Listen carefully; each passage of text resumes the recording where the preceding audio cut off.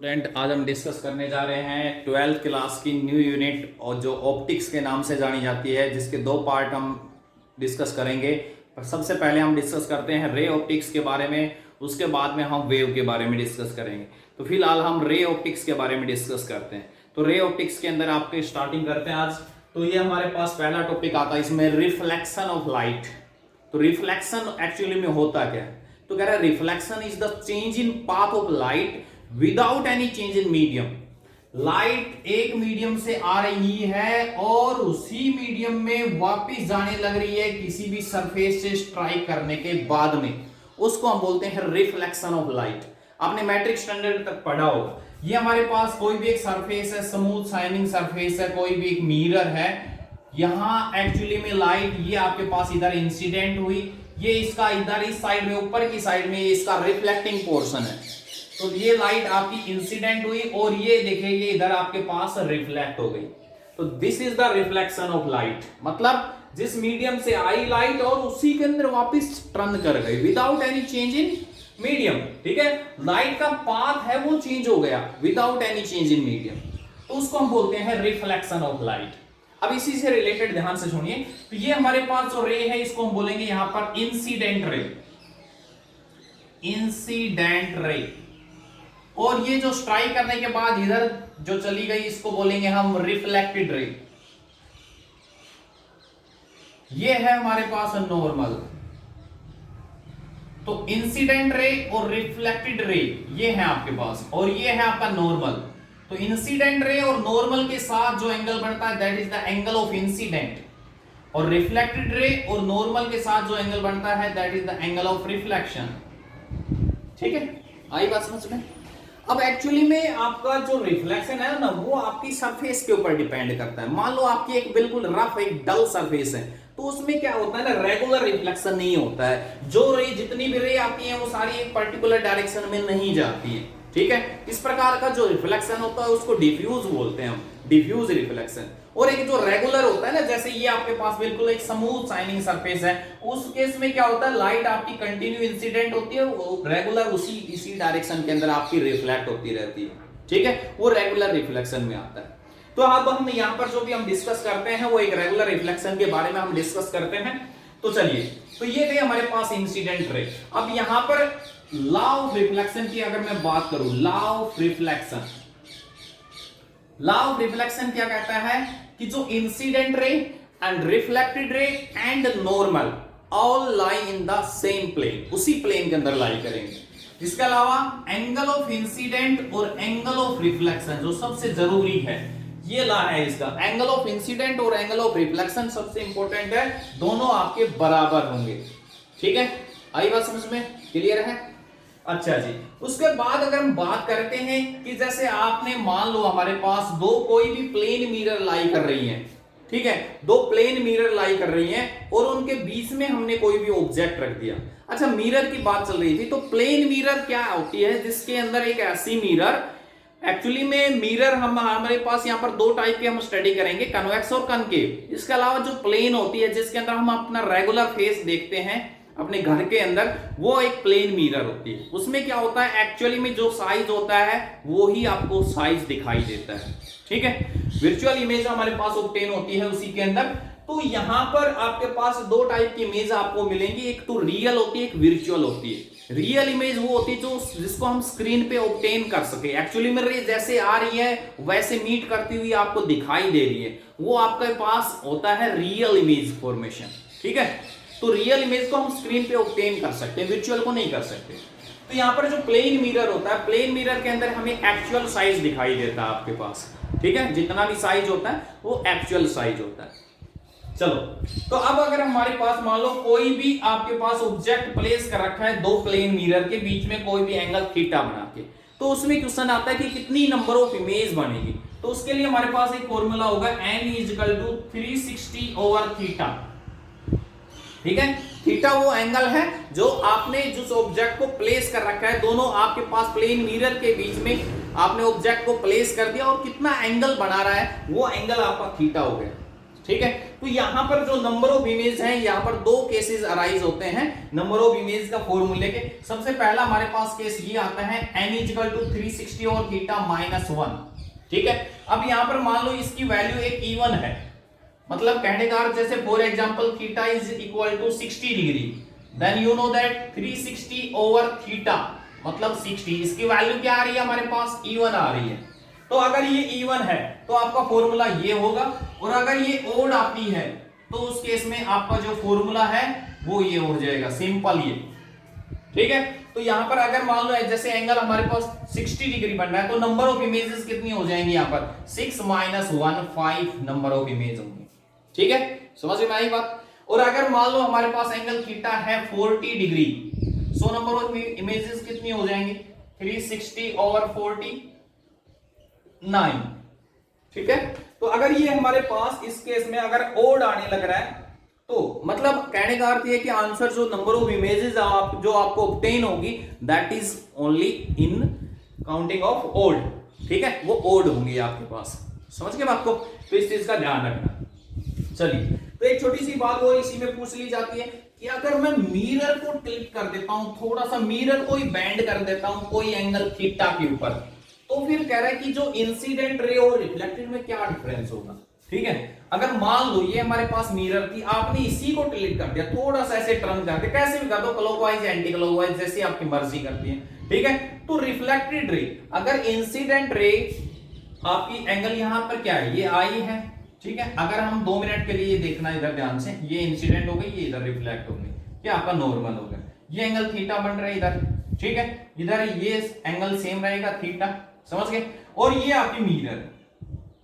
अब अगर आपने मिरर को ही क्लिक कर दिया, कैसे भी मान लीजिए आप क्लॉकवाइज या एंटी क्लॉकवाइज, ठीक है, तो उस केस में अगर आपने मिरर को एंगल थीटा से रोटेट कर दिया ना, तो जो रिफ्लेक्टेड रे है वो आपकी कितनी हो जाएगी, ट्वाइस ऑफ थीटा टर्न कर जाएगी, ठीक है। कितनी हो जाएगी, ट्वाइस ऑफ थीटा। चलिए, तो अब हम बात कर रहे थे मिरर के ऊपर। तो मिरर क्या है, स्फीयर का एक्चुअली में एक पार्ट होती है मिरर। तो हम डिस्कस करते हैं अब हम मिरर के बारे में। स्फेरिकल मिरर, स्फेरिकल मिरर, देखिए मिरर ये हमारे पास एक स्फीयर हो गया, ठीक है। अगर इसी स्फीयर के मैं 2 पार्ट कर देता हूं, ठीक है, तो यहां पर ये जो पार्ट है, इस पार्ट को हम यहां पर कनकेव मिरर बोलेंगे। एक बात सुनना पहले, मिरर के अंदर 2 पार्ट होते हैं, एक तो होता है रिफ्लेक्टिंग पोर्शन, दूसरा ओपेक, ठीक है। जैसे आपने अपने घर के अंदर मिरर है जिसमें आप अपना फेस देखते हैं, दैट इज प्लेन मिरर, ठीक है। अब उसमें क्या होता है, जिस साइड से आपको फेस दिखाई दे रहा है दैट इज रिफ्लेक्टिंग पोर्शन, और दूसरी साइड में क्या होता है, पेंट किया हुआ होता है, ठीक है, तो वो ओपेक होता है। तो यहां पर मैं बात करता हूं रिफ्लेक्टिंग, जिस साइड में ओपेक होगा उस साइड को हम डॉटेड से शो कर देते हैं। तो ये जो है इसके अंदर ये जो बैक साइड है, ये इस साइड की, ये जो है ना, ये ओपेक आपका, ठीक है। तो इस साइड से देखेंगे, सीधी सी बात है। अब ये जो स्फीयर था इसके 2 पार्ट कर दिए, तो ये जो पार्ट है ये आपका कैसा बनेगा, कनकेव मिरर, और ये जो पार्ट है ये क्या बनेगा आपका, कन्वेक्स मिरर, ठीक है। अब इसमें जो रिफ्लेक्टिंग पार्ट है, ये इसमें बाहर की साइड वाला जो पार्ट है वो रिफ्लेक्टिंग पार्ट है, ये जो बाहर की साइड में है ये आपका रिफ्लेक्टिंग पार्ट है। इसके अंदर जो अंदर वाला है ये आपका रिफ्लेक्टिंग पोर्शन है, ये वाला इस साइड का, ठीक है। इसमें ये बाहर वाला है, ये आपका रिफ्लेक्टिंग पोर्शन। तो कन्वेक्स और कनकेव 2 टाइप की जो मिरर हम यहां पर इस चैप्टर के अंदर पढ़ते हैं, वो एक स्फीयर का ही 2 पार्ट होते हैं, ठीक है। आई बात समझ में, क्लियर है। अब यहां पर ये देखिए स्फीयर, और ये स्फीयर का ये आपके पास क्या हो गया, सेंटर हो गया, ठीक है। तो जैसे अगर हम बात करते हैं, अब हम फिलहाल कनकेव मिरर की बात कर रहा हूं मैं, तो ये जो आपके पास है, ये जो पॉइंट होगा, ये जो डिस्टेंस होगी, इसको हम यहां पर रेडियस ऑफ कर्वेचर कहेंगे, क्योंकि ये क्या है, एक स्फीयर की रेडियस है। तो यहां पर इसको हम बोलेंगे रेडियस ऑफ कर्वेचर। तो यहां पर हमने 2 टाइप की मिरर पढ़ी, कनकेव और कन्वेक्स, ठीक है। अब फिलहाल हम बात करते हैं एक बार कनकेव से रिलेटेड सारी बातें हम डिस्कस करते हैं कि कहां पर ऑब्जेक्ट होगा, कैसी इमेज बनेगी, वो सारी चीजें अब हम डिस्कस करेंगे। तो देखिए, सबसे पहले ये हमारे पास कौन सी मिरर है, ये कनकेव मिरर है, ठीक है, इसका ये साइड जो इस साइड वाला पार्ट है ये रिफ्लेक्टिंग है, इस साइड वाला ऑपैक है। ठीक है, समझ गए। अब जहां पर इसका अप्रोक्सीमेट, अगर मैं इसको स्फीयर बनाता हूं तो जहां पर इसका सेंटर आएगा वो अप्रोक्सीमेट सेंटर क्या हो जाता है, सेंटर ऑफ कर्वेचर बोलते हैं इसको, सी। ठीक है, समझ गए बात को। और अगर आपकी रे इंसिडेंट हो रही है और वो रे, अब मान लो आपका ऑब्जेक्ट कहीं पर भी लाई करता है, मैंने यहां ले लिया, ये ऑब्जेक्ट ले लिया, ठीक है, ये ऑब्जेक्ट है, इस ऑब्जेक्ट से ये रे इंसिडेंट हुई। अब ये जो रे हमेशा ध्यान रखना प्रिंसिपल एक्सिस बोलते हैं, इस एक्सिस को क्या बोलेंगे, प्रिंसिपल एक्सिस। और जहां पर मिरर को कट करेगी इसको हम बोलेंगे पोल। जहां पर ये जो रे इंसिडेंट हुई ये आपके पास यहां पर फोकस से स्ट्राइक करेगी, जो रे प्रिंसिपल एक्सिस के पैरेलल आएगी वो हमेशा फोकस से पास होगी। ठीक है, आई बात समझ में, क्लियर है। चलिए, तो ये आपकी होगी फोकस, क्लियर है। दूसरी रे जो यहां पर पोल से स्ट्राइक करती है, जो रे पोल से स्ट्राइक करती है वो आपकी जितने एंगल ऑफ इंसिडेंट से इधर इंसिडेंट होती है उतने ही से ही रिफ्लेक्ट होती है। ध्यान देना, इधर ये जो आपके पास है ये जितने रे जितने एंगल से इंसिडेंट होती है सेम उतने से ही रिफ्लेक्ट होगी। और जो रे होती है सेंटर ऑफ कर्वेचर से पास, ये जैसी आती है वैसी के वैसे वापस जाती है। क्यों? क्योंकि ये नॉर्मली होती है। जो रे नॉर्मली होती है उसका एंगल ऑफ इंसिडेंट और एंगल ऑफ रिफ्लेक्शन दोनों जीरो होते हैं। ठीक है ना, जो रे नॉर्मली आती है वो सेंटर ऑफ कर्वेचर वाली जो रे होती है बिल्कुल नॉर्मली आती है। तो यहां पर इसके अंदर ये इमेज बन गई आपकी। ठीक है, ये आपका फोकस हो गया यहां पर, समझ गए, क्लियर है। तो यहां पर क्या है, इमेज कैसे और कहां बनेगी, कैसी नेचर की बनेगी, वो डिपेंड करेगा ऑब्जेक्ट की पोजीशन पे।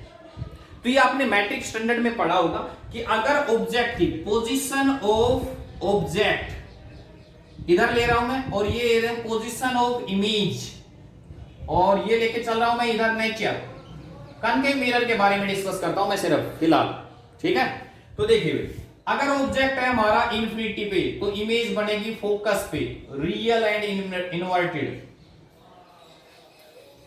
ठीक है, रियल एंड इनवर्टेड। उसके बाद हम बात करते हैं दूसरा केस, अगर ऑब्जेक्ट हमारा है बियॉन्ड सी, जो फिलहाल मैंने डायग्राम बना रखा है बियॉन्ड सी, तो इमेज बनेगी बिटवीन सी एंड एफ, वही रियल एंड इनवर्टेड। और अगर सी पे है तो सी पे ही इमेज बनेगी रियल एंड इनवर्टेड।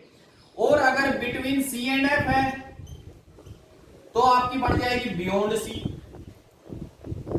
ठीक है, वही रियल एंड इनवर्टेड। 5 केस हैं इसके अंदर जिनमें रियल और इनवर्टेड बन रही है। ठीक है, समझ गए बात को, क्लियर है। और अगर फोकस पे है तो इंफिनिटी पे बनेगी रियल एंड इनवर्टेड। एक केस है जिसमें वर्चुअल बनती है, अगर ऑब्जेक्ट आपका कहां लाई करता है, बिटवीन पोल एंड फोकस, पोल और फोकस में लाई करेगा तो आपका बिहाइंड द मिरर, मिरर के पीछे बनेगी, बिहाइंड मिरर। यहां जो बनेगी वो वर्चुअल एंड इरेक्ट बनेगी, वर्चुअल एंड इरेक्ट। आई बात समझ में। ये है आपके पास कनकेव के केस में। अगर हम बात करते हैं कन्वेक्स की, तो कन्वेक्स के केस में इमेज जो बढ़ती है वो वर्चुअल इमेज बनती है। ठीक है, आगे बात समझ में।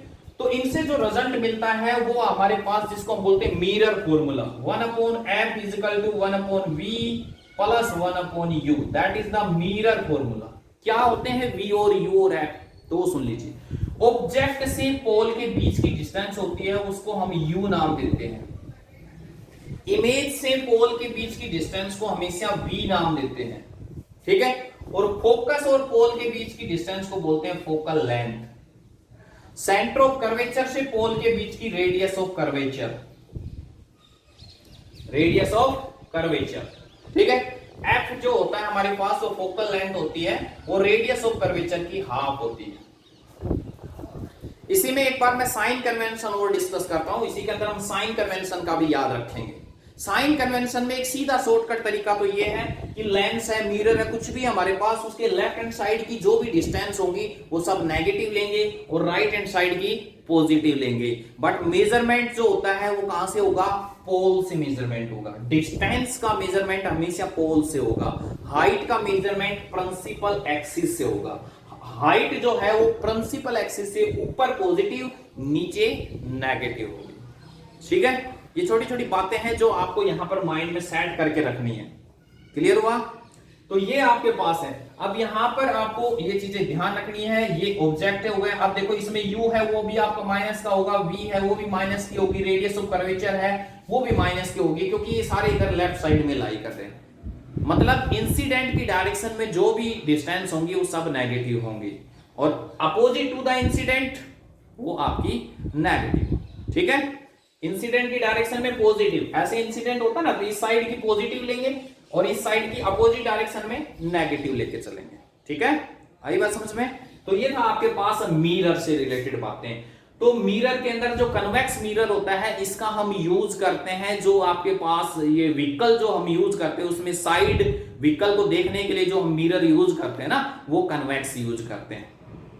ठीक है, आई बात समझ में? ऐसे कनकेव का जो हमारे पास मेकअप मिरर होती हैं और स्ट्रीट लैम्प जो आपके पास ये जो हेडलाइट होती है व्हीकल की, जैसे मोटरसाइकिल की हेडलाइट है उसमें कनकेव मिरर का यूज किया जाता है। ठीक है, तो ये आपके पास ऐसे इसके अंदर बहुत सारे यूजेस हैं इनके अभी, तो ये सब चीजें ध्यान रखना है इसके अंदर। तो ये था आपका आज का टॉपिक जो हम डिस्कस कर रहे थे रिफ्लेक्शन ऑफ लाइट के ऊपर। ठीक है, आज के लिए इतना ही, थैंक्स।